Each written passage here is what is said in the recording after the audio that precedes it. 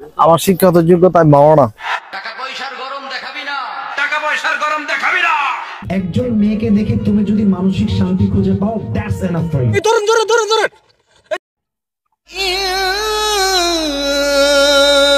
এখন চিন্তা ভাবনা আছে যে সিনেমা অঙ্গনে অভিনয় করার। এই বদমাইশি দেখবেন আবার 20 দিন 25 দিন পরে ভাইরাল টাইরাল হয়ে গেল, আবার হাজির ভাব ধরবে, জুতা দিয়া পিটাইয়া এই সমস্ত লম্পট গুলোকে সাইজ করে ফেলা উচিত। আসসালামু আলাইকুম। আশা করি ভিডিওর থাম্বনেল এবং টাইটেল দেখে বুঝে গেছেন আজকের ভিডিওটি আসলে কি নিয়ে হবে। আচ্ছা বলুন তো, আজকে আমরা কার কাছ থেকে শিখবো, কার কাছ থেকে কি শিখবো? যাদের কাছ থেকে আজকে আমাদেরকে শেখা উচিত তাদেরকে আজকে শেখাতে হচ্ছে, পরামর্শ দিতে হচ্ছে, এটা ভালো না এটা খারাপ, কিন্তু তাদেরকে তো এইটা করা উচিত আসলে, এটা তাদের কাজ।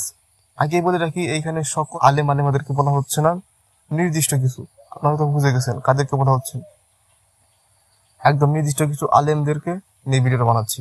অবশ্যই আলেমদের মর্যাদা এইখানে, আমাদের মর্যাদা এইখানে, কিন্তু এইখান থেকে যদি আবার কিছু আলেম যদি খারাপ পথে চলে যায় বা বিভিন্ন ভাইরাল হওয়ার ধান্দায় নানান ধরনের হাবিজাবি ভিডিও বানায়, তাদের স্থান কিন্তু এইখানেই, ঠিক আছে? আরো এইখানে দেখুন, মানে ভাইরাল শব্দটা আসলে কি কি এটা ভাইরাল কয় দিনের জন্য? ভাইরাল আসলে মনে রাখবেন 2 দিনের জন্য। এটা আসলে ভালো কিছু না। এই 2 দিনের জন্য যে ভাইরাল হওয়া, এটা ভালো কিছু না, এটা খারাপ কিছু। আমার আসলে কি আজকে আসলে ভিডিও বানাবো, আসলে কি বলবো? একজন আলেম যে কিনা মাঠে ময়দানে প্রচুর ওয়াজ করেছে, আমি তার কিছু ওয়াজ শুনেছি এর আগে, সে ভাইরাল হওয়ার জন্য চুলে কি কালার করেছে, মানে তাকে আসলে কি বুঝাবো? মানে কিছু তো বোঝানোর নাই, সে তো বুঝে সব, এমন তো না যে বুঝে না। আর এগুলো কি করতেছে আমরা দেখতেছি, আমরা খাচ্ছি। আজকে শুধু ভাইরাল হওয়ার জন্য হাবিজাবি ওয়াজ করতেছে, গার্লফ্রেন্ডকে চকলেট দেওয়া যায় আছে, মানে কত কিছু, মানসিক শান্তি পাওয়া যায়, মানে এই ধরনের, মানে ভাইরাল হওয়ার জন্য কি করতেছে দেখুন তো। একদম আল্লাহ তাআলার ভয় নাই এদের, আসলে এদেরকে ভাইরাল হইলেই এদের আর কিছু দরকার নাই, ভাইরাল হলেই এদের যথেষ্ট, আর কিছু দরকার নাই তো। টাকা পয়সা পাইতেছে, ফেম পাইতেছে, ব্যাস এতটুকু। আপনি একবার চিন্তা করুন কিয়ামত আসলে কত টাকা আছে। হযরত মুহাম্মদ সাল্লাল্লাহু আলাইহি ওয়াসাল্লাম 1400 বছর আগে এসেছিলেন পৃথিবীতে, তখন তিনি এসে গেছেন, এই যে 2টা নৌক আছে না, 2টা নৌকের মধ্যে যতটুকু ডিফারেন্স, দূরত্ব, এতটুকু দূরত্বে আমি আর কিয়ামত।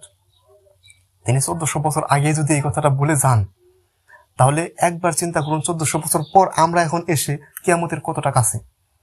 এরকম ঘটনা দেখতে পাবেন, সামনে আরো দেখতে পাবেন, অনেক কিছু দেখতে পাবেন। কাদের উপর বিশ্বাস করবেন? কাদের উপর? মানে ওয়াজ মাহফিলে উঠে গান গাচ্ছে, যেমনি সামনে, মানে ভাইরাল টপিক যে সব, ঠিক আছে? আর কিছু কিছু নামধারী সাংবাদিক, তথাকথিত সো কল্ড, ঠিক আছে, সো কল্ড ও এখন তো আবার সাংবাদিকতা পড়তে হয় না সাংবাদিক হওয়ার জন্য।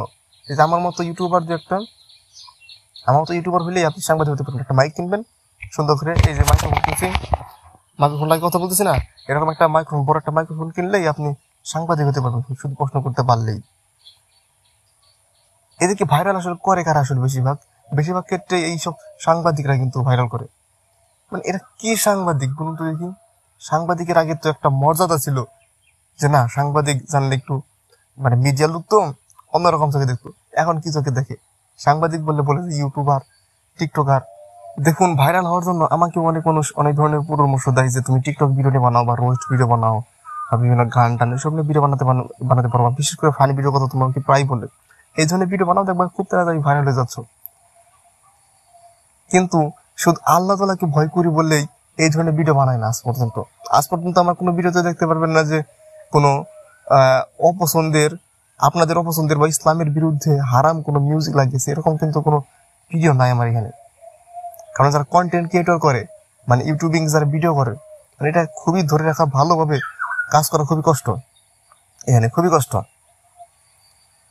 আর ভাইরালের ধান্দা করলে অনেক আগে হতে পারতাম, ইচ্ছা নাই আসলে এই ধরনের কোনো, মানে এগুলো কি করতেছে একবার ভাবুন তো। শুধু ভাইরাল হওয়ার জন্য চললে লাল টাল করে সাংবাদিক ডেকে নানান ধরনের প্রশ্ন করতেছে, আবার 2 দিন পরে কিন্তু এরা ভালো হয়ে গেছে, অলরেডি পোস্ট করছে ভালো হয়ে গেছি, এই ধরনের কথা। আজকে আমাদের সমাজের আলেম সমাজের এই জন্যই কিন্তু দুর্নাম হচ্ছে। আজকে আমাদের কি উচিত ছিল বলুন তো দেখি মুসলমানদেরকে?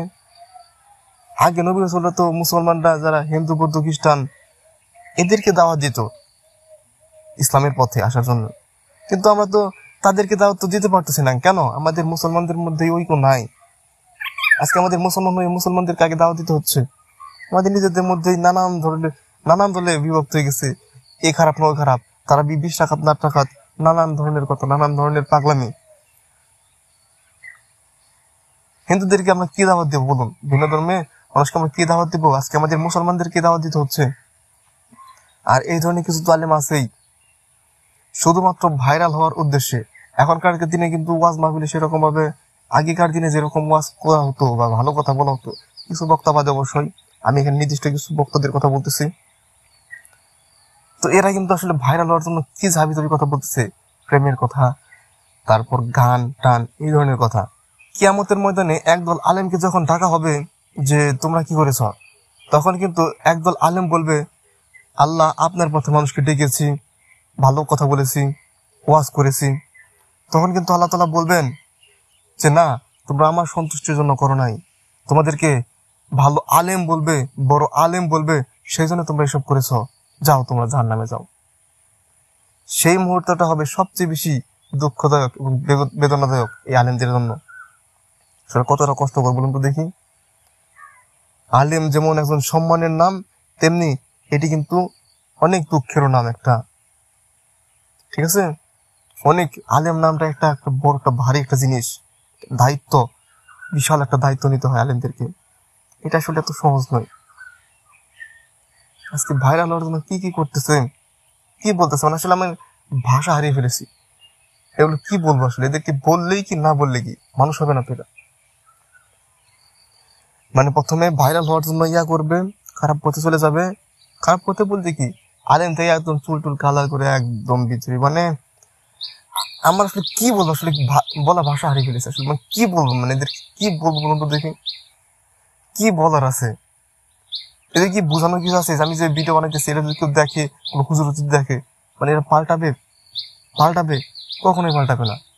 পাল্টাবে যে ওরকম ভাবে যে টিকটক করলো, চুল কালার করলো, নায়ক নাকি হবে আবার, তারপরে ধরেন আবার ভালো পথে চলে আসলো।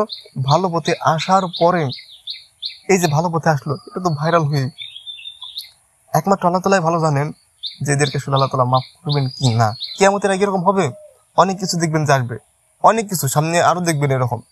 আজকে বাংলাদেশ মুসলিম কান্ট্রি না, মুসলিম আপনি দেখতে পান মসজিদের ভিতর যে পিটাই, বাংলাদেশের জাতীয় মসজিদ, সবচেয়ে বড় মসজিদ যেটাকে বলা হয় বাইতুল মুকাররম, ঢাকায় অবস্থিত, সেটার ভিতরে গিয়ে পিটাই মুসলিমদেরকে।